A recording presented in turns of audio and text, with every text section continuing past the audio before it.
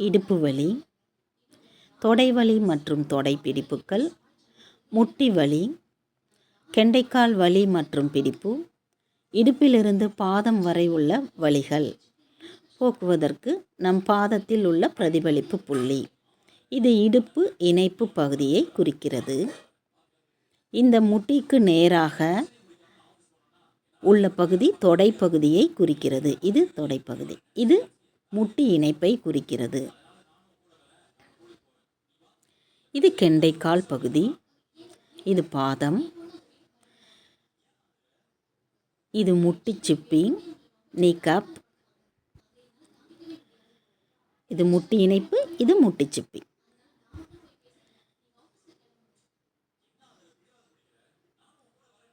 இப்போ நாம் கால் பகுதிக்கு எப்படி அழுத்தம் கொடுக்கறதுன்னு பார்க்கலாம்.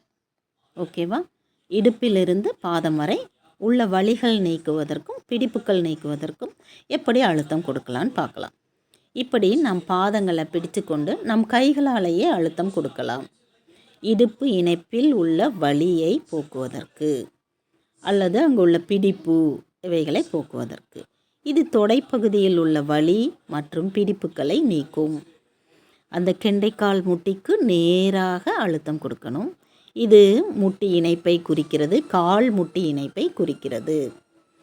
இதுக்கப்புறம் நாம் கெண்டைக்கால் பகுதிக்கு அழுத்தம் கொடுக்குறோம்.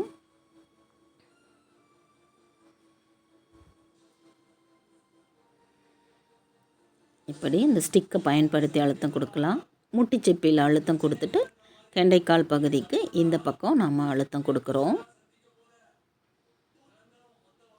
இப்போ பாதத்தில் அழுத்துகிறோம். இப்படி கால் பகுதிக்கு இடுப்பிலிருந்து பாதம் வரை எப்படி அழுத்தம் கொடுப்பது என்று பார்த்தோம். பக்கவாதத்தால் பாதிக்கப்பட்ட கால்களுக்கும் இதே மாதிரி நாம் அழுத்தம் கொடுக்கும் பொழுது அந்த கால்களில் நாம் உணர்ச்சிகள் மாறுவதை, அதாவது முன்னேற்றம் ஏற்படுவதை நம்மால் உணர முடியும். பக்கவாதத்தால் பாதிக்கப்பட்ட கால் வலதோ இடதோ அந்த கால் பகுதியில் இவ்வாறு அழுத்தம் கொடுத்து பயன்பெறலாம். நன்றி. இந்த வீடியோ தங்களுக்கு பயனுள்ளதாக இருந்தால் லைக் செய்யவும், ஷேர் செய்யவும், சப்ஸ்கிரைப் பண்ணவும்.